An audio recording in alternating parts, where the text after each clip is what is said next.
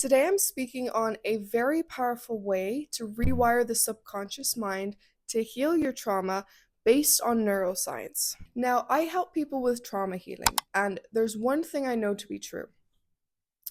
There are so many different ways for you to, one, rewire your subconscious mind and for it to truly work, and two, to heal trauma and for it to truly work. There's not just one way to do this, but there may only be one way that works for you. You see, when it comes to healing the trauma inside of our body, we have to choose the tools and the ways that resonate with us because that is a sign that we will allow it to work for us. And the reasons it may resonate is because it may make sense to you. You may be a logical person. You may intuitively feel like this is the thing that you're supposed to do. There's just some part of you that says, this is going to work for me to heal my trauma. It could be one thing, it could be 10 things. And the way I'm going to share today is going to really resonate with some people, and it's going to be the way to actually help them heal their trauma, but it may not be the way for other people. And the reason is because what I'm going to share today is actually very shocking. It's based on neuroscience, but it even shocked me when I found out about it. And then when I realized based on neuroscience why it works, I was like, this makes complete sense. So yes, this tool is very profound and it really does work, and it's worked for many people. If you resonate with it, try it. So let's begin with memories. In a previous video, I spoke on childhood trauma and I spoke on how we don't have to remember our childhood trauma in order to heal it. In this video, I said that our memories most of the time are not 100% accurate anyways. So we cannot be dependent on remembering these memories that may not even be accurate in order to heal the trauma. Here's the thing I want you to take from that. Our memories are not 100% accurate, but even with false memories, our body can be affected negatively because of them. Even with the memories that we make up in our mind, our body can be affected negatively. Symptoms can show up as if that thing really happened. If you convinced yourself enough of a certain bad thing that happened to you, even if that bad thing did not happen to you, your body and your mind would respond accordingly. If you have an assumption that somebody who has experienced physical abuse experiences nightmares, you would then begin to have nightmares because the brain doesn't know the difference between what it sees and what you are telling it. Why does this matter? This matters because the reason that you want to heal your trauma is because you no longer want to experience the negative effects that have come from you experiencing that trauma, correct? So I want you to answer a question. Would you be experiencing the negative effects that you are feeling today if you had never experienced that trauma? If you had never experienced the trauma that you want to heal from, you wouldn't have the effects that you are experiencing today. So the tool I'm going to tell you about today is to rewire the subconscious mind to believe that it never actually experienced it. And from that, the person who does that no longer feels the effects. Now, here's why I do not share this with everybody. It is not for the people who want to hold on to the story. There are many different reasons why somebody might want to hold on to the story, but if you feel that way, you have to question why. Because it could be a limiting belief for you to feel as though you have to hold on to a story that doesn't serve you. You see, some people want to hold on to their trauma because they've made their trauma a part of their identity. But making your trauma a part of your identity will limit you and limit your life because you are not your trauma, you are you. It is not your identity, but it has made you into the person that you are. But it's not you. The ego wants to make you believe that your trauma is you, but it has never been you. This can be limiting because it can prevent people from letting go of the trauma, from processing the trauma, and from healing it. And then there are other people who don't want to use this tool because they feel like the person who hurt them would win. Like it wouldn't be just for them to forget a story that truly happened, as if it is almost disregarding the thing that the person did to them. They feel like they're giving their power away to the person that hurt them by erasing the memory, by not allowing the memory to stay alive in their mind, and by holding on to the pain that they gave us. We're actually just hurting ourselves. Nothing about the reality changes except for you're allowing yourself to continue to be hurt and to feel more pain while they don't. That person doesn't receive punishment by your pain, you receive the punishment by your pain. You're punishing yourself for the pain that somebody else caused you by not allowing yourself to let go and to process and release the pain that they caused you. You're only hurting yourself here. That is another limiting belief I see with people who don't want to erase the trauma. So, how do we do this? There's 2 steps to this. 1, we rewire the mind to convince ourselves that it never happened, and 2, in our everyday life, we become as non-reactive as we can until the body and the brain fully believe that the thing never happened to you, and then because of that, the symptoms dissipate. So the most common way that people do this is they get into a meditative state and they think of one specific memory that would indicate the thing that happened to them that they did not like never happened to them. So again, the brain is convinced of what you tell it. So if you think of a memory that would convince you that the thing never happened, that the thing could have never happened, based on the person that you're envisioning, based on the situation, the brain and the body have to respond to it. You have to think of a specific memory that would indicate that the thing never happened to you. Maybe it's you in your childhood, you as a child, you being happy, you looking in the mirror happy, talking to yourself, you being around that person and feeling good and feeling peace. It works because if we tell the brain something's true, the body has to respond accordingly. And if we continuously tell the brain that something is true and something happened and we envision something that happened, the body has to respond accordingly. So what will happen is the symptoms that you experience from the effects of that thing happening to you, those symptoms have to dissipate, have to disappear, have to go away if you tell it that that thing never happened to you. The only reason we experience any symptoms in the world is because it comes from the mind first. So if we convince the mind of a new story, then the symptoms have to change. This is not for everybody, but if you're this far in this episode, it's very likely for you. So step 1 is to rewire the subconscious mind, and step 2 is to be non-reactive in our everyday life until we no longer have to intentionally be non-reactive. It just becomes our default.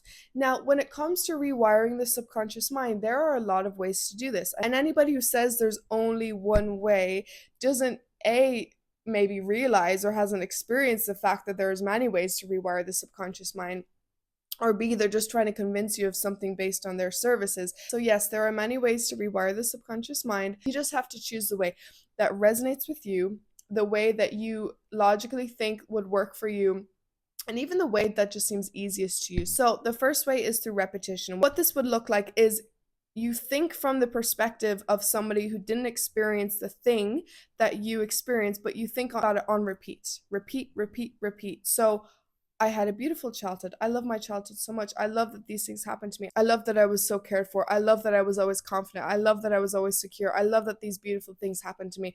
It doesn't have to be one sentence. One sentence is perfect for some people, but some people get so bored and agitated by repeating the same one sentence over and over. Thinking of multiple sentences that give the exact same message is just as effective and works really well for other people. So you decide, what is a sentence you could use that would indicate that the trauma that you experienced never happened, that it was actually the opposite, where something good actually happened, where you actually were secure and you actually did feel peace in the situation and you actually were safe. What is one single sentence? If you don't want a sentence, what are the thoughts you would be thinking if you were thinking in gratitude about experiences of the past that would indicate that the thing never happened to you? You were feeling bliss about your childhood, about the things from the past. How would you be thinking? Think from that state. And if you do that repeatedly, that will rewire the subconscious mind. Repetition, regardless of how you feel, you repeat the new story, is actually a very effective way, and it's actually the easiest way for a lot of people because you know exactly what you have to do. And there's no excuses with it. You know what I mean? You just repeat the new story. How often do we do this? If you're dedicated to doing this as often as you can. If you're in the shower, if you're doing the dishes, if you're on a walk, don't listen to the music, don't listen to the podcast, repeat. And the thing with repetition is it always feels very abnormal at first until it does not. It doesn't matter how you're feeling, it doesn't matter how the body is feeling as you say it, because the bad feelings that are coming up will be dissolved through the repetition. Repeating this story enough over and over, trying to bring up gratitude for this new story over and over and over and over and over will make the stressful feelings go away. And the way that you'll know it is working is that when you look back on the previous trauma, you will no longer have an emotional response to it. If you still have an emotional response, keep going. If the emotional response goes away, still keep going for a while until your brain, your body is fully convinced that that thing never happened, but the new story did. The second way to rewire the subconscious mind is through meditation, which we all know. Meditation brings us into a relaxed brainwave state, which some people will say makes the subconscious mind more moldable. We can put information into it and the subconscious mind can grasp it more.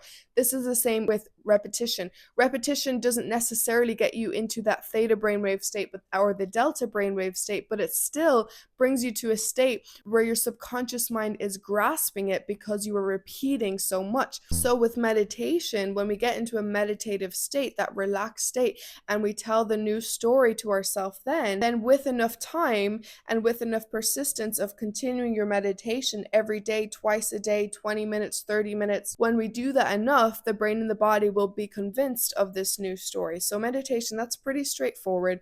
If you're trying to do this work, I recommend doing it twice a day, at least 15 minutes. 30 minutes is more ideal.